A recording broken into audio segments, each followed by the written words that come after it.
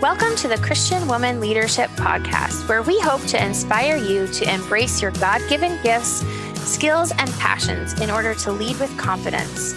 We want you to remember that you are fearfully and wonderfully made in the image of God, and you are fully loved by Him. You have been designed on purpose by God with unique gifts and passions in order to love and lead those around you. I'm your host, Esther Littlefield, a pastor's wife, business owner, mom, and writer. And I'm Esther's co-host, Holly Kane. I'm a wife, mom, and business owner. I also write at hollykane.org, where I focus on my passion for women's ministry.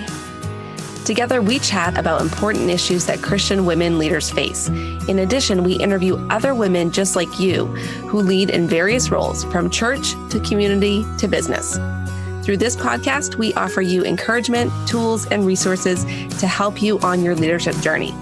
We are so glad you're here with us. Hi, friend, and welcome to this episode of the Christian Woman Leadership Podcast. I'm your host, Esther Littlefield, and I am here today with my co-host, Holly Kane. And we are excited to be back together with you for a regular episode. We were just saying it feels like we haven't recorded in quite a while, Holly. So we're trying to make sure we're rusty. Yeah, we don't want to sound like we're newbies. So if you are new around here, if this happens to be your first episode or one of your first episodes, we want to welcome you to our community and thank you for being with us. And we hope that you enjoy the podcast and take the time to just click that little subscribe button or the follow button if you're on Apple so that you don't miss future episodes. And as usual, if you are a longtime listener, we are super thankful for you. We are just so glad to have you here with us. So, Holly, today we are going to dive into kind of a touchy topic. We are taking this one cautiously, but we want to also provide you with just some things to think about and to consider. So you want to kind of start us off here? Yeah, definitely. So we are a podcast, a leadership podcast for Christian women. And we know that many of you are involved in churches and possibly even have an active role in your church, whether that's paid or volunteer.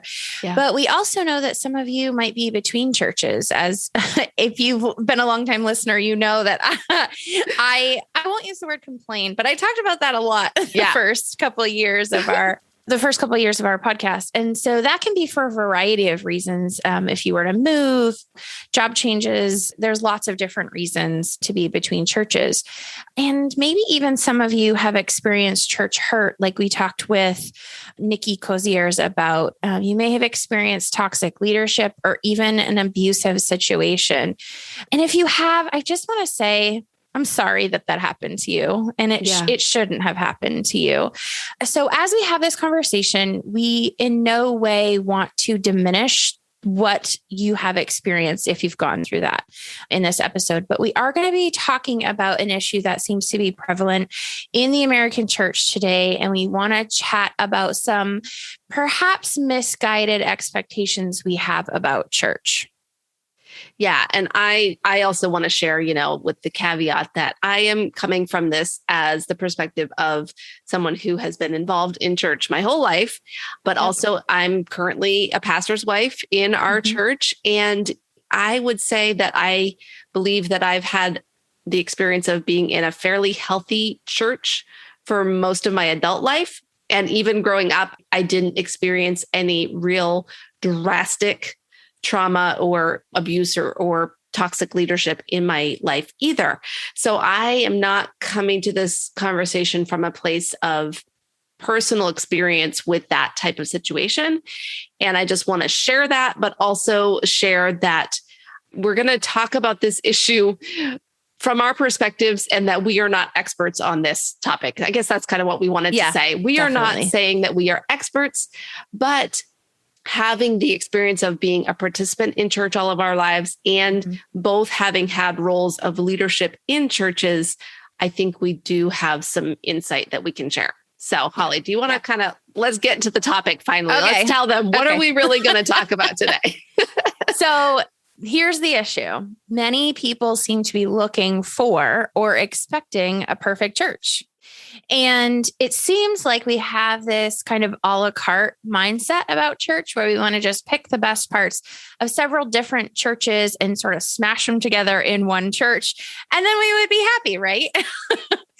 Or we have the expectation that the church needs to meet all of our needs perfectly in order for us to stay there.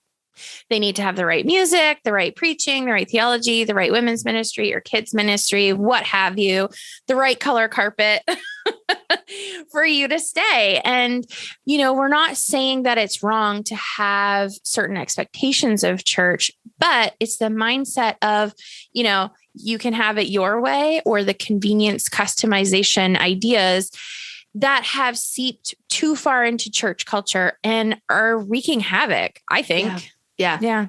And I think the reason we wanted to do this episode and talk about this topic is because we are hearing so much right now about the problems in church, right? And I talked about this, I hit on this briefly in episode 164 when I talked about bringing concerns to a leader. And I talked about the fact that there are legitimate issues happening in the church right now. And I think there's been issues in the entire history of the church, but specifically in our day and age, we are seeing and hearing more and more stories and things coming to light that are really problematic and really not good. And so I think that there is kind of a response to that in wanting to see reform and change and see things be different that is causing us to look for something different, something better, right? And so, let's talk for a minute about why do you think people are looking for a perfect church? I mean, I kind of just hit on it, as a response to the difficulties and the challenges that are happening, which is normal. And for me, I am the type of person that's idealistic. I have high standards. I want everything to be the way God designed it and the way God intended it. So I think that's one reason is it's not necessarily bad to be looking for things to get better. So I want to say that. Yeah. But I also think that sometimes in the search for a perfect church, and I guess what we're talking about is really what church am I going to attend? I am personally, let's say I'm personally looking for a church. I am looking for that church that is going to meet all the needs, like you were saying, hit all the bullet points that I have, et cetera. But one of the reasons that we talked about when we were planning this episode is that it kind of would just be easier if church was perfect, right? If we could find a church where things were done the right way, if things were done biblically, if there was no abuse, if there was no sin, let's just say no sin at all. Well, that is a lot easier to participate in than a church that has real people with real issues rubbing up against each other all day long, having pain, having challenges, right? Yeah. And it's really also difficult to participate in a church that is living out biblical principles, because that does include addressing sin, calling people to repentance, addressing lifestyle issues that need to change for believers. That's uncomfortable. And we are getting less and less comfortable with being uncomfortable in our culture and in our Christianity, right? And I think also we have really gotten away from a biblical perspective of church.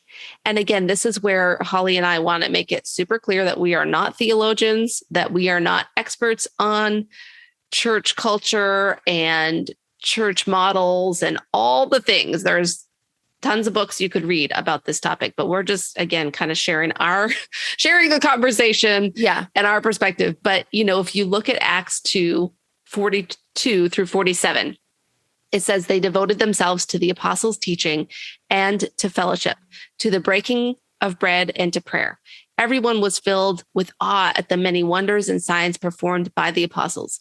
All the believers were together and had everything in common. They sold property and possessions to give to anyone who had need. Every day they continued to meet together in the temple courts. They broke bread in their homes and they ate together with glad and sincere hearts, praising God and enjoying the favor of all the people. And the Lord added to their number daily those who are being saved. And so we really see this perspective of people gathering together in a community, which really seems very different from what many of our churches feel like now. Do you want to share your thoughts on that? Well, so to go back just a smidge, when you were kind of talking about, the perfect church, I just had this like vision in my mind that a perfect church is probably just like, it would have to be just a building with no people in it because we're not perfect, right?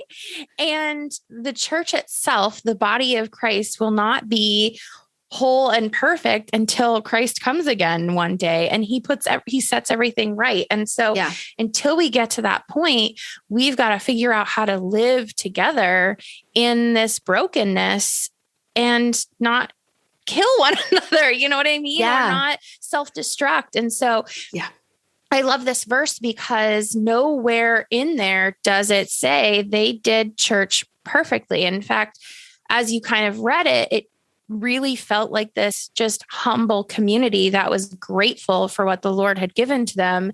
And, just was together in community, sharing of possessions, breaking bread together, praising God together. And the result of all of that is that the Lord added to their number daily people who are being saved out of their community. And I don't know. I just love that look. So that look, that was a weird way to say that. Well, wow. Can I throw in one more thing here? Yes, say something. Save me from that. And I want to just mention, this is a description of what was happening. I don't know necessarily if this is a prescription for how church must be done. So I just want to say that it's important when we're reading scripture to learn the difference between when there's a description versus a prescription of what to do. But also there are other passages in Acts and I believe in Corinthians and different places like that, where there are conversations happening about the issues of disagreement and the things that weren't going so well in the early church, where they were fighting about whether or not to eat certain meat and certain practices that had been part of their Jewish heritage and whether that should be carried over. And so I just want to throw that in there too, that while this is an example of what things were looking really, really good in the early church, there are other scriptures that we can look at and see, okay, there was also problems happening. And so to idealize and think that things were perfect, in those early years would definitely be getting it a little off base in terms of how church was. So I just want to talk a little bit about sort of the mentalities that kind of come into people looking for a perfect church. And one of those mentalities that kind of piggybacks off of what we were just talking about is sort of the consumer mentality versus the community mentality. And we've already kind of hinted at that, but this is kind of the idea. And when we were talking about this, I kind of came up with the example that, you go into a restaurant as a consumer, and if you don't like the food or you don't like the wait staff or whatever, either you complain and get those things rectified, or you leave and never go back. And that's not really the kind of mentality that we're hoping for. Because if you think about it, you can't do that in a family. If grandma doesn't serve you your meatballs and spaghetti the way you want it, you can't just cancel grandma, right? Yeah. I mean, you kind of can technically, but you could. We hope you don't. It might not be good. Yeah. But even people who are not believers understand that that's not how you treat family. And so this is the sort of mentality that has come into the thoughts of, I need to find the church that sort of suits me perfectly, that checks off all the boxes and that takes care of me. And that is really the consumer mentality that drives people to look for these perfect churches and then drives people out of these churches because they're not getting what they need. So another thing that kind of came to my mind as we were talking about is this a generational thing? Because to me, when I think about the consumer versus community mentality, seems kind of like a boomer thing, maybe, and maybe a little bit millennial. So I'm wondering, does Gen Z it seems like they like to be part of a community, but the rubbing point for Gen Z seems to be that they don't really want to be told how to change their lives or their lifestyle or their worldview. They want to be part of a cause. They want to be part of doing good. They love altruism. But when it comes to how do I look more like Jesus, I'd rather people just kind of not talk to me about that. Yeah. Yeah. And then the sort of last thing that, we've heard people say, or, one of these sort of mentalities that drives people to look for the perfect church is sort of the line. And I'm sure you've heard it if you've been at church for any length of time. I'm just not being fed at this church. And again, like that does go back to the consumer mentality. And I'm not saying that you should stay somewhere that you aren't getting biblical principles, but at the same time, I think it's the motivation behind this quote. Yeah. I'm not being fed at this church. Yeah. That to me just says so much in itself, or in the mindset in itself. So I know you have kind of an example or an experience with this, and I would love to hear what you have to say about it. Oh, well, I mean, we don't have enough time, but I guess my first thing I would say about that is if you have experienced that or felt that or thought that, again, I want to clarify that we're not saying that it's wrong to look for a church with biblical theology and with right, healthy teaching. But is it the job of the church to feed you spiritually? That's a question to consider. Yeah. A question to consider. Is that scripturally what they're supposed to do? Okay. So my example is that I recently, and in the past, I've done the same. I have invested in a mastermind for my business. And, I had to fill out an application to participate. And one of the questions was essentially, this mastermind is about give and take. Are you willing to do both? Like, are you here to just get and be, quote unquote, be fed from other people? Or are you also going to contribute and share your experiences and share your insights for others? And so I feel like that, I don't think we should have an application to join churches, but I feel like if we did, that question should be on it.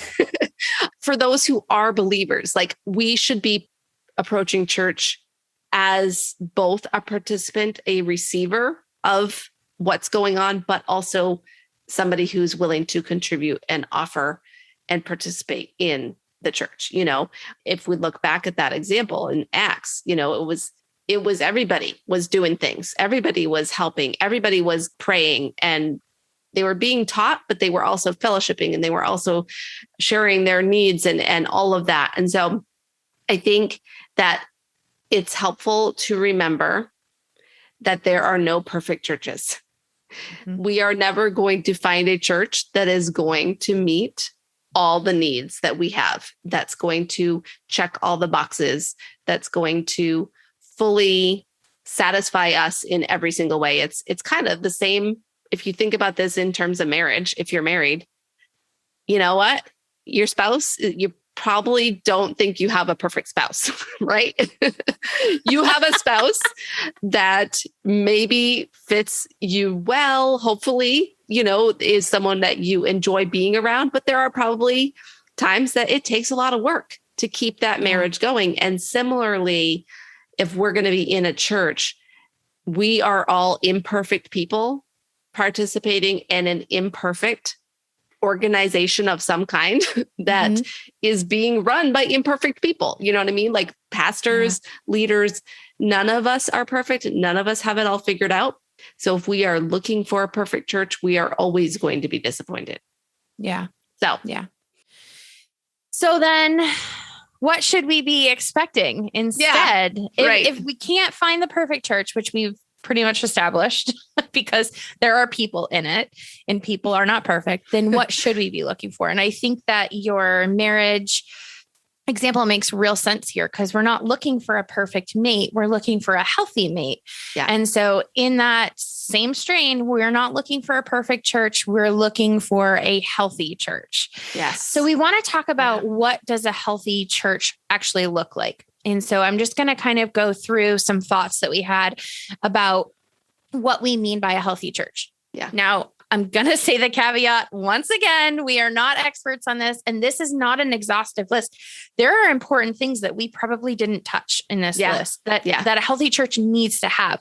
But these are just some things that we thought of that we want to mention. So this should not necessarily be your checklist. If you're looking for a healthy church, go to someone that, has their theology,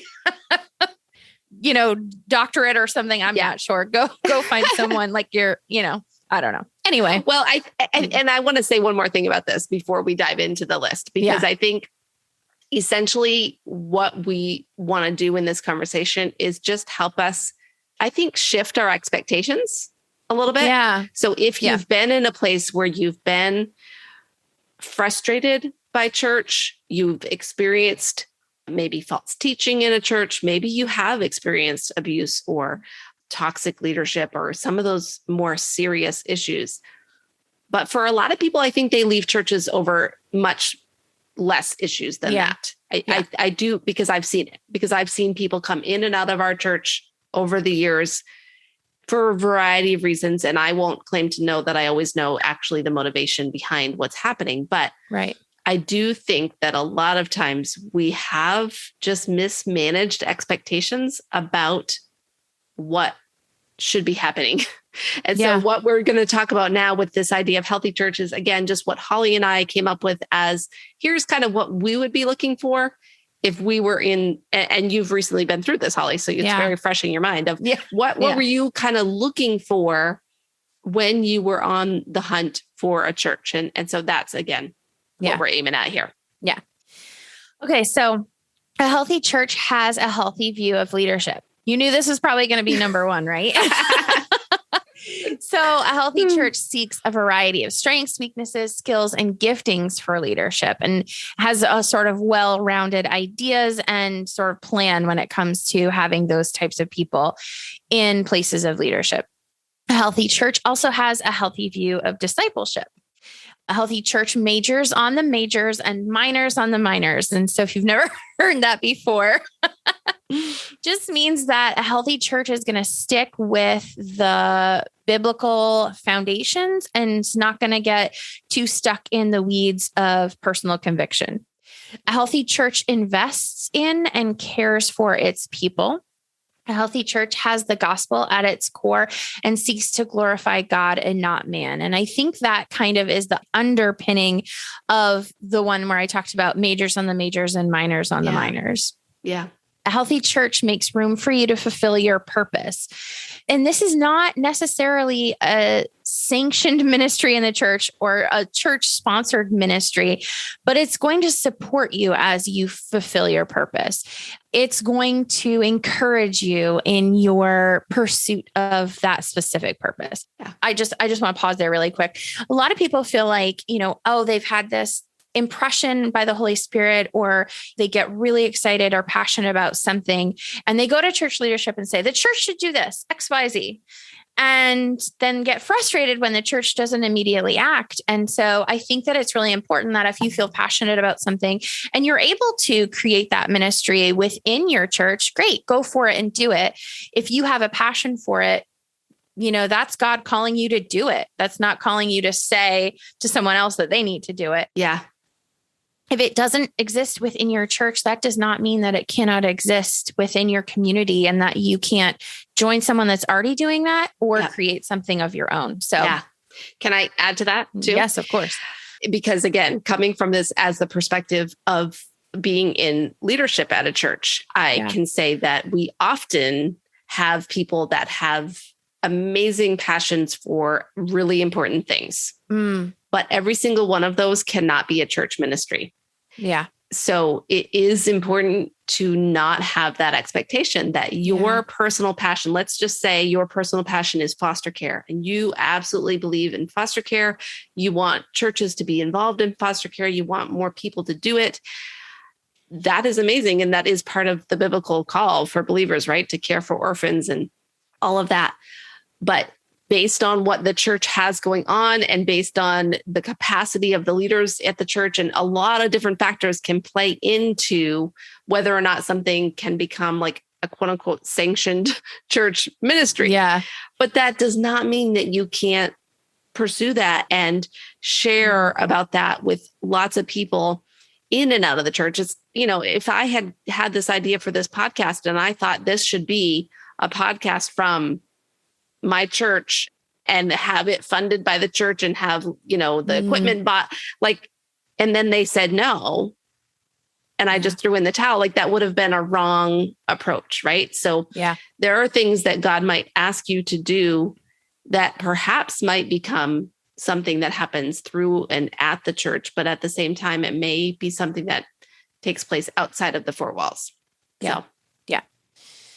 So the next one is a healthy church calls its members to righteousness. So Esther kind of alluded to that prior to now, talking about calling out sin and encouraging people to more godly lifestyles. That is part of what the church is there to do. And so we shouldn't get upset when things kind of rub us in the wrong way and kind of rub up against the sin we have in our lives. That's what it's there for. So, and then the last one is a healthy church recognizes that we all have a role to play in the body of Christ. And so I just want to read this scripture that kind of underpins all of the things that we just talked about. And so it's Ephesians 4:11-16. And it says, so Christ himself gave the apostles, the prophets, the evangelists, the pastors and teachers to equip his people for works of service so that the body of Christ may be built up until we all reach unity in the faith and in the knowledge of the Son of God and become mature, attaining to the whole measure of the fullness of Christ. Then we will no longer be infants, tossed back and forth by the waves and blown here and there by every wind of teaching and by the cunning and craftiness of people in their deceitful scheming. Instead, speaking the truth in love, we will grow to become in every respect the mature body of him who is the head, that is Christ. From him, the whole body, joined and held together by every supporting ligament, grows and builds itself up in love as each part does its work. Oh, I got goosebumps when I was reading that. That's I just love the picture here of what Paul is saying in Ephesians of just as we grow together as the body of Christ, this idea of not being tossed back and forth, not succumbing to the schemes of the devil and speaking truth in love and growing together as a mature body. I just think it's such a beautiful picture of what a healthy church can look like. So, it's so good. And I actually want to add one more thing to our list. Oh, go for it. What a healthy church. I think that a healthy church makes room for questions. And I think that, we've hit on this before in some of our episodes when we've talked about apologetics and we've gotten into the topic of doubt. But I think that is a big thing that if you look at some of the stories of deconstruction and people walking away from the faith, a common theme is that in their church experience, they had questions about theology, about faith, about God, whatever it might be. And when they tried to ask those questions, they were shut down. And I think that really a healthy church should make room for questions and not necessarily glorify doubt or glorify always questioning everything. I don't know that is healthy, but being okay with having questions and teaching people to think critically about their faith. I think that is definitely part of a healthy church. And it's, again, if we go back to the example of a family, I don't want my daughter to just agree with everything I say all the time. I mean, sure, that would be easier. And I kind of can't believe I just said that. Yeah. It really is annoying when there's lots of questions all the time. But I want her, as she grows and develops as a young woman, to develop the ability to have discernment and to think on her own and make wise decisions. And that is not going to happen if she just is forced to fall in line with every single thing I say all the time.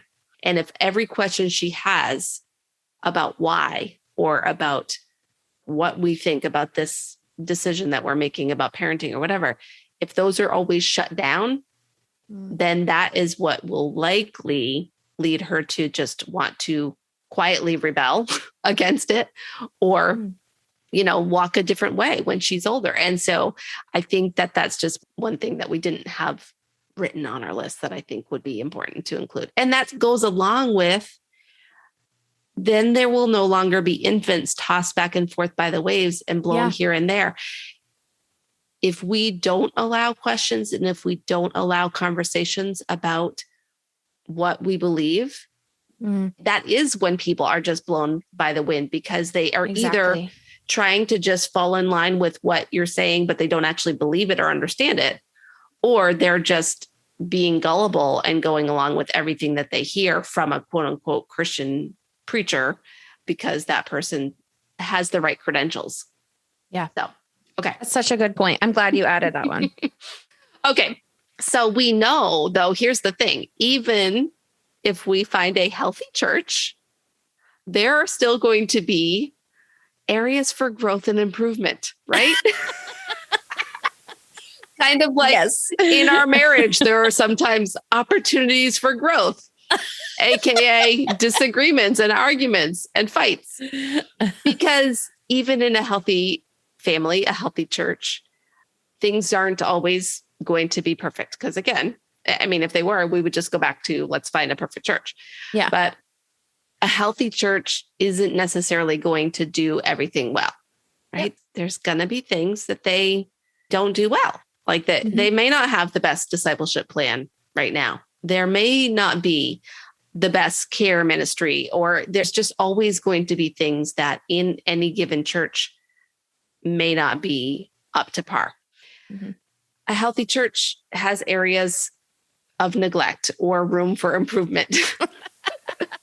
Right? I mean, if I think about my own marriage, I'm like, there's a few areas, there's room for improvement for things that we need to do differently.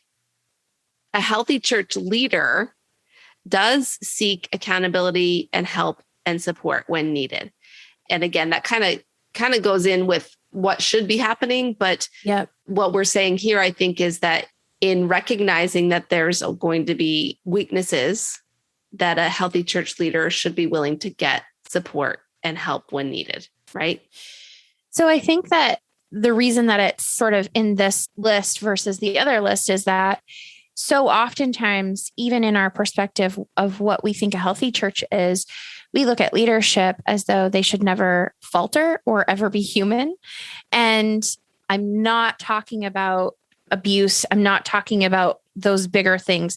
What I am talking about is it's okay. And it's probably likely that your leader is going to battle some type of burnout, depression, may deal with mental health things, may deal with, they deal with sin too. And so it is appropriate for those people to ask for help and ask for accountability and support when it's needed. And so there are going to be times in the life of a healthy church that your leader is not 100%, and that's okay. And so I think that's really kind of the angle that we're taking here, not so much that your leader is going to be on 100% of the time and they're going to give the best sermon they've ever given every single Sunday. That's just not reasonable. And so as a healthy church and as a parishioner of a healthy church, we need to be giving grace to those people and supporting them when they do need those things. So yeah. I think I just got on a soapbox. I'll try to get off now. Well, again, being someone whose husband is in a pastoral role, that is probably one of the biggest concerns that I have, is that if and when he does have a failure or a challenge or a weakness, that there be support for that to be dealt with and addressed without the immediate fear of losing the job. Yeah. Right. Well, and I think that comes with the expectation. If we expect that leaders are going to fail during the life cycle of a church, when it happens, we won't be surprised. Yeah. And, if you look at your own life, you do not hit it out of the park 100% of the time. You fail. And we expect grace in our jobs. We need to be giving grace to pastors too. Now, again, caveat. I'm not talking about egregious abuse or abuse really in any way. I'm not talking about those bigger things that need accountability and perhaps sort of, the only word I'm thinking of is cutting out, but that's not the right word. The people need to not be in those positions if they're making those egregious sins or whatnot. Yes. But we're talking about, everyday run of the mill stuff. They're going to fail sometimes. They're not going to react the greatest every single discussion. So right. And just, I think that we're talking about not an ongoing intentional sinning issue. Correct. Not an abuse of power and misuse of people. Yeah. People, money, things like that. That is in a different category that does need to be dealt with differently. But we actually have an episode about what to do when you've messed up as a leader, right? Mm-hmm. We talked about that. So we'll link that up in this episode show notes, because that might be something just kind of as a reference point. And again, in that episode, we were talking more about what do I do if I blow up at someone one time and I'm just make a big mistake, but it's not like I'm doing that every single day to every single staff member and not caring about any of the repercussions. I'm just whatever, that's just how I am. Oh, no, I can't. That's different. Yeah. That's just how I am. Okay. Okay. So then a healthy church leader makes wrong decisions sometimes. There may be a decision about whether or not to buy a church property, or whether or not to start a new ministry, or whether or not to do who knows what. And sometimes that decision might be wrong. And again, it's very, very easy to be critical when you are not the one whose life and livelihood depends on the decisions that you make. So, just thinking back through the past year and a half, every leader of a church has had to go through an immense amount of criticism and pressure that they did not experience previous.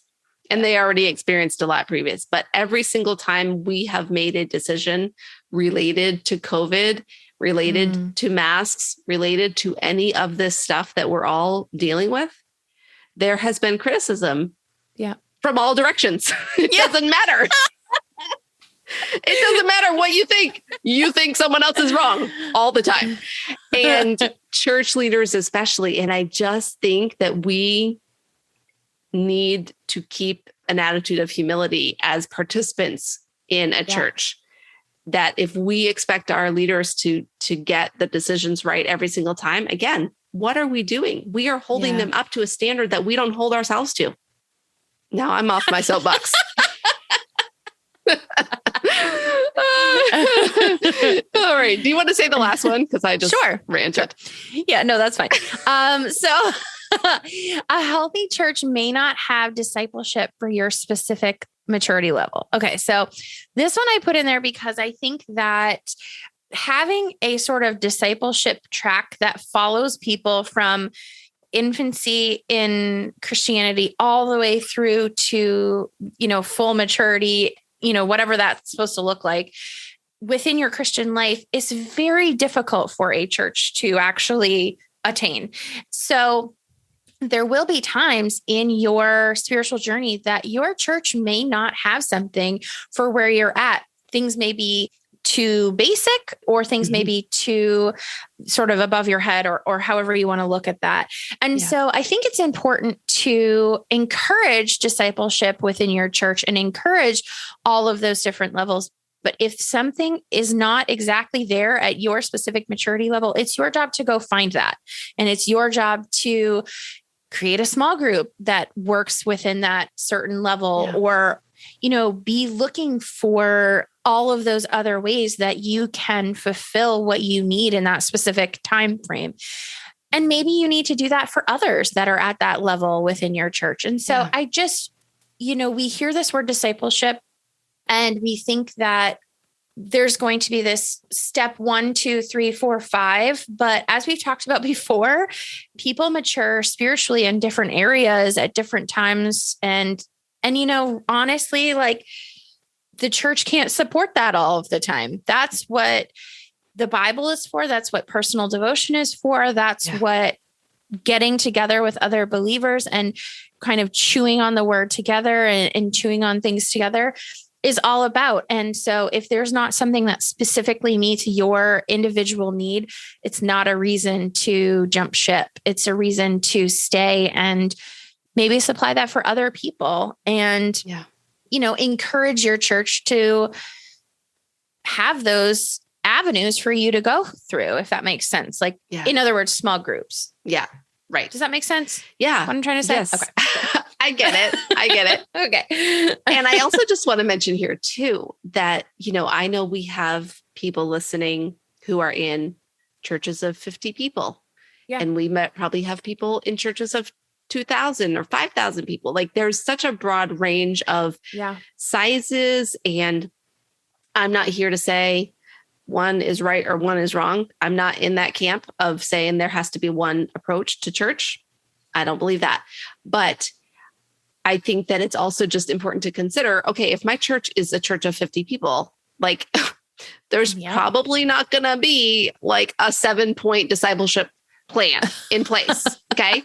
But if there's 5,000 people, there probably is something much more complex and elaborate because of the numbers. And so just to also kind of gauge your expectations based on maybe the capacity, the ability of your church and where they're at right now. And again, maybe God is calling you to fill a void that's there that you could provide, for other people. So let's talk about what to do if you're in a healthy church, but you still wish things were different. Have you ever experienced that, Holly? That never happens.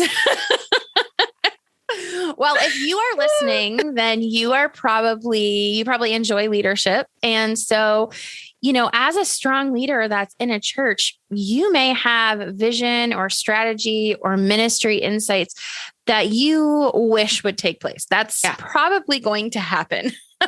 Kind of like, a discipleship plan. Like you're exactly. We should have a 7-point discipleship plan. Or there may be issues that are secondary that you don't necessarily agree with. And we talked about this with Katie Cole in her episode, and we'll link that there. But, there's probably going to be things that you would do differently. You would plan that out differently. You would, notify people differently. You would do X, Y, Z differently. Right. And so it's one of those things that we need to sort of figure out how we're going to handle when we're in those positions. And I know, Esther, you talked about this in a recent episode. Yeah. Do you want to talk about that for just a second? Yeah. I'm going to try to say 2 different concepts here for a second. Okay. Yep. One is I would just want to say that's normal. Like what Holly just said, I think is normal. And I do think it is okay for you to be in a church, for it to be a healthy church, but for you to still have ideas and thoughts about what could be different. What isn't okay is if you take that and start throwing around all kinds of criticism or complaints or gossip or prayer requests, quote unquote, prayer requests for how things should change. Right. Yeah. So I think it's about our attitude, about our humility. And I have to constantly ask God for help with this because I always have ideas for how things should be different. Yeah. And I'm saying that as a pastor's wife in a church that I love, I always have thoughts on what we could do differently. Yeah. And so it takes humility and it takes asking God for grace and patience. And again, not expecting other people to be perfect. I mean, that's really part of it. I cannot expect other people to be perfect or to get things right all the time. That being said, if there is an issue that is a real concern, that is something that really is not just like maybe for me, sometimes there's just like a style thing or just a personal annoyance that I'm like, oh, I wish that we would just do this differently. But it's not really like an issue that needs to be addressed. But if there is an issue that needs to be addressed, if there is something concerning to you that's happening in your church or not happening in your church, then I think it is okay to address that. But that's what I discussed in episode 164, where I gave you guys some thoughts on how to bring a concern to a leader and, how to frame it, how to approach it in a way that might actually or might be more likely to get a positive response. I obviously can't guarantee how the leader is going to respond when you bring this to them. But there's been times where there's been maybe a situation that I have thought, okay, we should handle it a certain way. And then I have taken that and tried to bring that to the leadership of here's what maybe I could see as being, could we do it this way? Or could we approach something this way? Mm-hmm. And again, refer to episode 164, try bringing your concerns to your leaders. And then you have to evaluate and decide. Like, is this issue about the way we announce the upcoming baptism that's happening, for example, or the way we're selecting our worship music, whatever it might be, is this issue worth leaving over? Or is this a hill to die on, basically? Yeah. Right? Yeah. And I think a lot of times we die on hills that aren't necessary to die on. Yeah. Yeah. And that's also what Katie talked about in that episode, is where she talked about, like, maybe God has called you into a church to help change take place.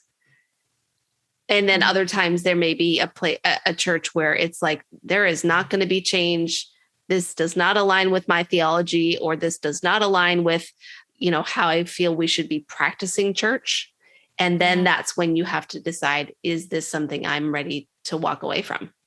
Yeah.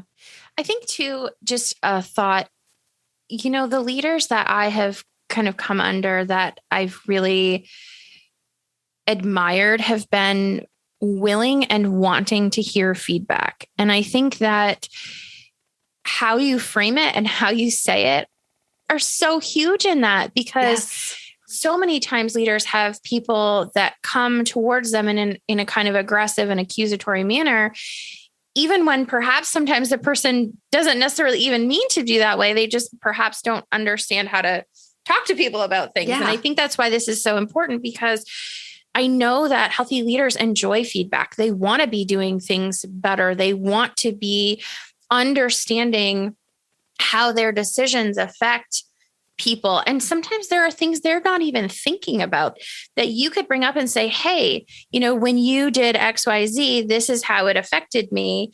Can we talk about that?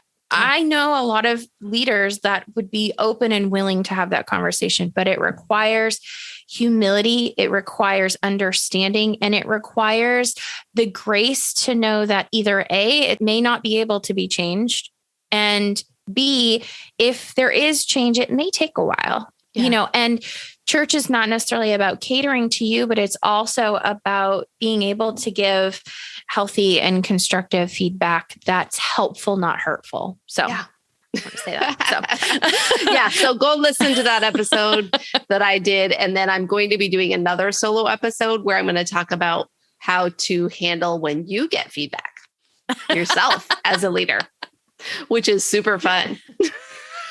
I will say one other little small thing. It's so much easier for a leader to take feedback from someone that they're working arm in arm with, rather than sort of an armchair critic. So it's easier when you can look at someone who also has sweat on their brow. Yes. You want to look at it my that goodness. way. And they say to you, hey, to kind of go along with that metaphor, my shovel's broken. Can we get a different shovel? Yes. So that I can do this job better. Help me do this job better. Like, so much easier for a leader to take that type of feedback than from an armchair critic that says, hey, if you fix that shovel, you'd do that better. Like, I have a good example of this. Okay. So I drive, and my daughter rides in the back seat. And sometimes she has points to make about my driving, and she has never driven before. And I have said to her, you know what, honey, I have been driving for a long time. a few decades. And, I got it. And so I don't take that feedback very well because it's coming from someone who has never driven before. Now, that doesn't mean that I should entirely ignore her. Like if she yells out, "Hey, mom, look, there's a car turning right there," and I didn't see the car, I should probably pay attention. Yep. But like you said, if I've got Holly in this passenger seat next to me, she's like, "Oh my word, Esther, like you're all over the place. You're swerving all over the road," or like something, then I probably am going to like pay attention to her a little more because she's driven before. We know each other really well. We've driven together places. So I love that point that you made, because often the criticism that comes in churches comes from people who are sitting back and not doing anything, to be quite honest. Yeah. And it's very hard for a leader to take that criticism. Well, I mean, unfortunately, many leaders take that to heart very seriously, and it affects them in a bad way. But it's hard to actually take that with credit, as credible criticism when the person who's bringing the criticism isn't in the trenches doing the work, helping change to happen. Yeah. So, all right, let's get ready to wrap this thing up. Okay. So we've made this caveat a lot of times for this episode. So what do we do if we thought we were in a healthy church, but we start seeing red flags? And so I think that it's important to kind of address this because there are real situations that need to be handled for people's safety, for their health, for all kinds of different things. So one of the resources that we want to give you is an episode that we did with Jenny Randall. And this talks about identifying unhealthy or toxic leadership, episode 117. And we'll put that in the show notes.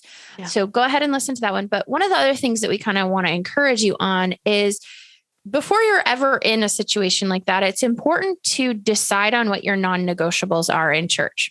What are make or break it things? What are the hills that you're willing to die on?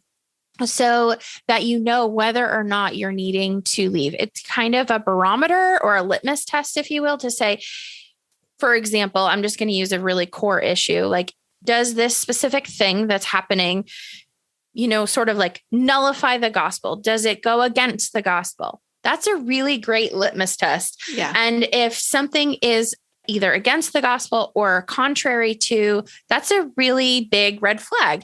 And so these are the sorts of things that you need to have a kind of working list going, like, what is a non-negotiable for me? And, I'm not going to tell you what should be on this list, but you might want to carefully consider whether or not the right color carpet should be on your list. And I'm using an extreme example, but those are things that people do put on those lists and have left churches for. Yeah. And so I think that before you're ever in those situations where you need to kind of have that line of thinking or that discernment, having those things in place is really important. And we're not going to know every single situation that's going to come to us in the future. And so it's not like we're going to be able to be prepared for everything. And that's where discernment comes in. Yeah. But it's really important to kind of be prepared in those ways. So, yeah. And I think the other thing that will do is if you do decide ahead of time what those non-negotiables are, it helps you to prevent making an entirely emotional decision. Yes. Because in the moment, when something happens, we often naturally have an emotional response. And in that emotional response, we could make a decision that we might regret later. It's similar again to if we compare this back to relationships and family. In the moment of a heated argument with your spouse, you may say something or even make a decision about that relationship that down the road you regret because you were making it based on the emotions of the moment. And, even if you're in a situation where you get hurt, I mean, who hasn't been hurt by someone else in a church? I don't know of anyone. I really don't know of anyone who has not been hurt by someone else in a church. Yeah. But again, is that situation going to be the thing that causes you to leave? And again, we also want to say here, if you're seeing red flags, if you're seeing concerns, if there's things happening, this is a very personal decision that you have to make. And Holly and I are not here to tell you what to do. I never would want you to stay. I would say the same thing to a woman in a marriage. I would not want you to stay if it is unsafe. Yeah. If it is a truly toxic or unhealthy thing, I want you to get help, and I want you to seek support and do what you have to do to stay safe. But also be seeking prayer, be seeking wisdom, be seeking the Holy Spirit. And again, in that episode that we're going to link up from Jenny Randall, episode 117, she also gave us a 7-point checklist on making decisions. And I love it. I like because checklists. I love checklists. Most of us, we like our checklists, and we like to say, okay, have I done these things before I just, again, make some kind of quick knee-jerk reaction decision to something that happened? So go through and pray and seek God, but use discernment. Again, if you've got that gut check in your spirit about what's going on, and it is not biblical, or it is not right, then that's something to really take into consideration. So those are a few thoughts. I think we have a few episodes too that we wanted to reference. Holly, do you want to share some of those? And so we'll obviously link these as well, but we had a great episode with Gina McCowan, and that's episode 114, finding the right ministry role as a strong female leader. She talks about some of these things.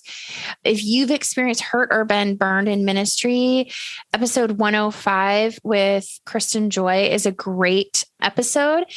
And I think one of the reasons, and let me give you the last one, but I want to talk about both these last two episodes. The last one is Nikki Kozier's, and this is episode 163, leading through brokenness, healing from church hurt and choosing obedience with Nikki. So one of the reasons that we have linked both of these episodes is that both Kristen Joy and Nikki Kozier's had been involved in church hurt and had some really major things happen to them, but one decided to stay and one decided to go. And I think it's good to have a perspective from people who have done both things. So we want to give a really well-rounded sort of view here. And so I think that there are definitely times to stay and definitely times to go. But if you want to check out those other episodes that really talk about this, we would love that, because I really think they're really great episodes. Yeah. Well, and I want to say this too, actually, Gina, I think, decided to go.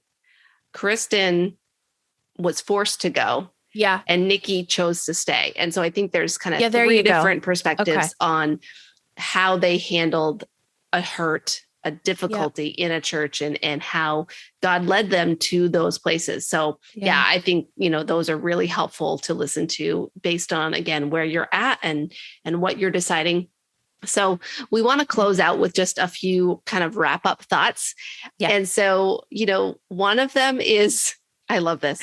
Don't be a complainer, be a contributor, right? So if you are in a healthy church that has its flaws, but that you're there, you're participating, try to not be a complainer and be a contributor instead. Again, that's going to make it so much easier that when you do have a concern for your leader or for something that you feel should change, it's probably going to go a lot better when you've been in the trenches, making the difference and being a contributor to the church body. So the next one is check yourself before you wreck the body. So you've heard check yourself before you wreck yourself, but this is a little bit bigger than just wrecking yourself. This is wrecking the body. So is there really a systematic issue here, or is this my issue? And be willing to examine yourself and your heart before you're actually willing to kind of speak up and talk about things. So again, make sure that you're checking yourself before you reckon the body, because there's a lot of damage that can happen from people who don't take that first step of checking in with themselves as to whether or not this is something they should be bringing up or, I guess, causing havoc over. So, Yeah. And, the issue of gossip is a real thing in the church. And it is. Unfortunately, I think we take that one a little too lightly. Yeah. And there's people that will just talk about all the things they see wrong with the church without doing the checking yourself first. Yeah. So, All right. Another final thought is this issue a hang up that I have or a personal conviction that I feel strongly about that may not necessarily apply to the whole church? Yeah. Once again, I have a whole episode on sharing your personal convictions as a leader, which I can link in the show notes. But, there's a lot of stuff that I feel really strongly about that isn't necessarily a scriptural mandate that everybody in my church needs to agree with.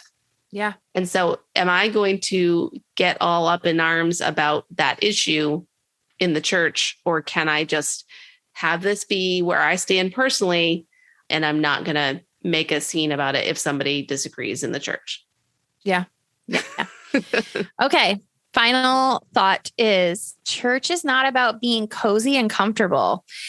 This may come as a surprise to some people, but it's not a place where we're going to sit back and relax. We're not going to, have sort of kick our feet up and just kind of chill.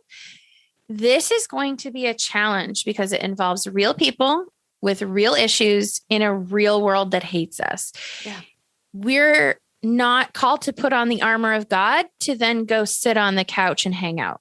There's a reason we're in armor, and it's because we are to be fighting.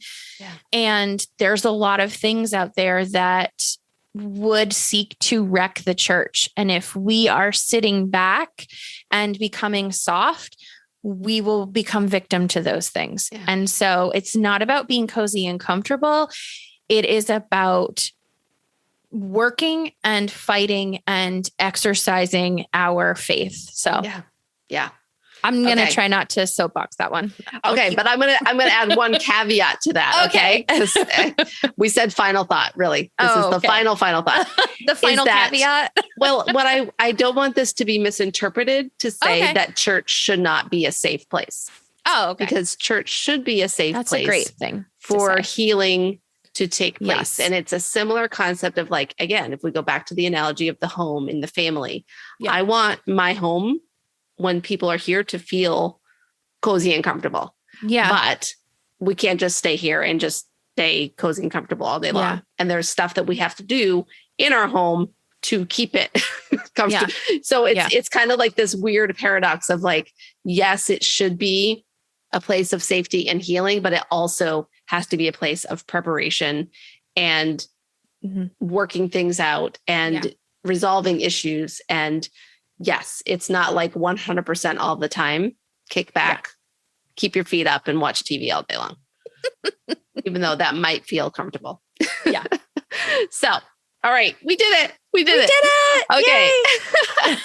All right. We are going to wrap up here with our fun question in just a moment. But before we do that, I do want to share that we have a sponsor for this episode. Yeah. As we shared on our 3-year anniversary episode, our episodes are going to have sponsors moving forward because, hey, when you guys support the podcast, it helps us keep it going. So today's sponsor is Confident Conversations. And I've shared about this a few times, but Confident Conversations is a mini course that is designed to help you as a Christian woman leader be able to initiate and lead hard conversations. So kind of some of the stuff we've been talking about today, where, when we are leading, when we are involved in church, there are things that are going to be uncomfortable.